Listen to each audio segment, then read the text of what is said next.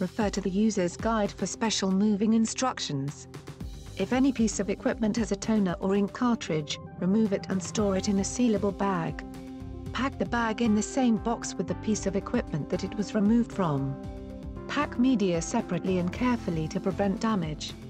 If you have the original packaging, including box, use that to pack the equipment. If you do purchase electronic specialty boxes from a moving company. Purchase colored labels large enough to write on but small enough to secure to equipment connection ports. Colored, round sticky circles are the labels of choice.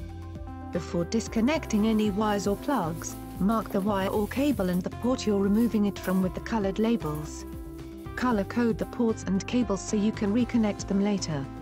If you run out of different colors, you can also write a number on the label that will match the port and the cable. When packing electronics, you should always use anti-static packing bubbles.